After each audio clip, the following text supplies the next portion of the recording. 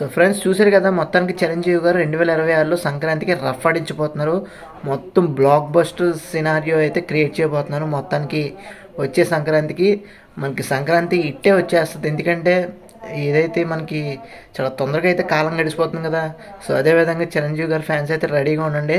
వచ్చే సంక్రాంతికి డెఫినెట్గా చెప్తున్నాను, మెగాస్టార్ చిరంజీవి గారు ఒక వింటేజ్ చిరంజీవి గారిని అయితే చూపించబోతున్నారు. మన అనిల్ రావుపూడి గారు చిరంజీవి గారు ఇద్దరు కాంబినేషన్ అయితే పర్ఫెక్ట్గా సెట్ అయింది. అదేవిధంగా ఈ సినిమాకి కొత్త ఆర్టిస్టులను రప్పించడం కానీ, లేదంటే కొంచెం బాలీవుడ్ బ్యాక్డ్రాప్ నుంచి కానీ, లేదంటే వెంకటేష్ గారు ఒక క్రూషియల్ రోల్ చేయబోతున్నారు.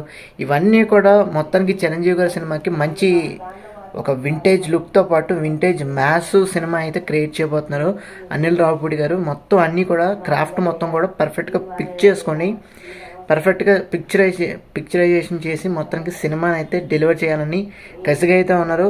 అదేవిధంగా మీకు సినిమా స్టార్ట్ అయిన తర్వాత మీకు యాక్చువల్గా సినిమా అంతా కంప్లీట్ అయిన తర్వాత మీకు ప్రమోషన్స్ అనేవి స్టార్ట్ చేయాలి, అంతే కదా.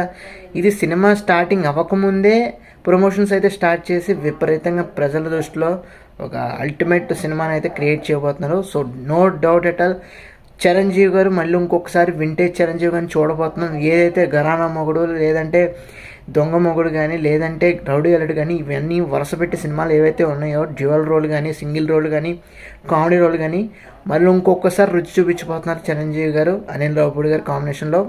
డెఫినెట్గా చెప్తున్నాను, కథ, స్క్రీన్ ప్లే, దర్శకత్వం మొత్తం లాక్ అయిపోయినాయి. సో డెఫినెట్గా సినిమా అయితే అదృష్టం ఇంకో లెవెల్లో బ్లాక్ బస్టర్ కానీ, ఇండస్ట్రీ హిట్ కానీ అవ్వబోతుంది. So no doubt at all. So అది విషయం. ఓవర్గా మూవీ అప్డేట్ నచ్చినట్టు తప్పకుండా మన ఛానల్కి సబ్స్క్రైబ్ చేసుకోండి ఫ్రెండ్స్.